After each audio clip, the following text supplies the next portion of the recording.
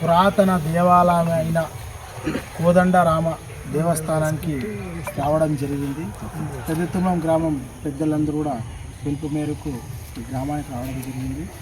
ఈ దేవస్థానం చుట్టుపక్కల కాస్త గలీజ్గా ఉండడం, చెత్త ఇవన్నీ కూడా పడేయడం చాలా బాధాకరం. ఇది ఒక సోషల్ మీడియా మాధ్యమంగా రావడం వల్ల దీనికి మేము కూడా వచ్చి చూసి మన వంతు దీనికి సాయం మనం చేయాలి కదా. హిందుత్వ భావజాలంతో మన సనాతన ధర్మాన్ని మనం కాపాడుకోవాల్సిన బాధ్యత మన అందరిపైన ఉంది. కాబట్టి దీన్ని చూసి దీనికి ఏదో ఒకటి పరిష్కార దిశగా మనం వెళ్ళాలని ఈరోజు ఇక్కడ రావడం జరిగింది. ఇక్కడ వచ్చి ఇవన్నీ చూశాక అనంతరం సెక్రటరీ గారితో కూడా మాట్లాడడం జరిగింది. అలాగే సబ్ కలెక్టర్ గారితో మాట్లాడినాం. సబ్ కలెక్టర్ గారు కూడా దీనిపైన పూర్తిగా పరిష్కారం దిశగానే మనం ఆలోచన చేస్తున్నామండి. మీరు కూడా రండి, కూర్చొని మాట్లాడి దీనికి ఏదో ఒక పరిష్కారం చేద్దామని చెప్పారు. దీనికి ఏదో డ్రైనేజు అండ్ రోడ్డు పెడితేనే ఈ సమస్య పరిష్కారం అవుతా ఉందని ఒక ఆలోచనలో వాళ్ళు ఉన్నారు. కాబట్టి సోమవారం కూర్చొని దానికి సంబంధించిన ఏ విధంగా డ్రైనేజ్ పోతే బాగుంటుందనే ఒక ఆలోచనతోటి కూడా ఒక నిర్ణయం చేసి అనంతరం ఎమ్మెల్యే గారు డాక్టర్ పార్థసారథి గారు మా బీజేపీ ఎమ్మెల్యే ఆయన కూడా ఇక్కడికి విజిట్ చేయడం జరిగింది, చూశారు.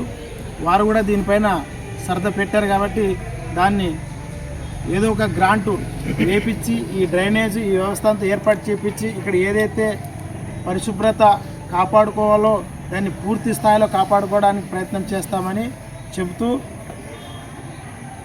పూర్తి పరిష్కారం అయ్యేంత వరకు కూడా మేము దీనిపైన వస్తూ ఉంటాం, చూస్తూ ఉంటాం. పూర్తి పరిష్కారం అయ్యేంత వరకు వదిలిపెట్టే ప్రసక్తి అయితే లేదు అని చెప్పి కూడా మీ గ్రామస్తులు అందరూ ముందుగా చెప్పడం జరుగుతుంది. ధన్యవాదాలు.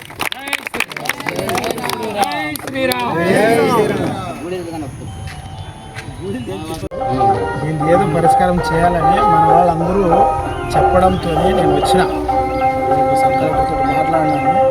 మళ్ళీ రేపు ఆదివారం కాబట్టి సోమవారం పొద్దున పోయి కలిసి మాట్లాడి ఏదో ఒకటి పరిష్కారం చేయాలి. ఎందుకంటే మన దేవాలయం మనం కాపాడుకోవాలి, మనం సంరక్షణ చేసుకోవాలి, మనమే శుభ్రపరచుకోవాలి, మనమే చేయాలి. ఒకవేళ వాళ్ళగాన చేయకపోతే మనమే స్వచ్ఛ భారత్ చేస్తాం. వాళ్ళగాన చేయకపోతే మనమే దీన్ని క్లీన్ చేస్తాం. స్వచ్ఛ భారత్ మనమే మనమే చేసాం. అక్కడ తప్పులు ఉండే చోట కూడా మనమే గ్రావెల్ వేసి మనమే క్లియర్ చేస్తాం. ఇంకా వాళ్ళ దృష్టికి తీసుకుపోదాం. అనంతరం మన పని కూడా మనం చేయాలి, మన వంతు కూడా మనం చేయాలి కదా. ఎంతసేపు నా అధికారులపైన కాకుండా మన వంతు కూడా మనం సహకరించాలి, మనం కూడా సపోర్ట్ చేయాలి. హలో, సెక్రటరీ గారండి మాట్లాడేది. ఇక్కడ ఇదంతా కాస్త గలీజ్గా ఉంది, మీరు చూసుకోవాలి కదండి.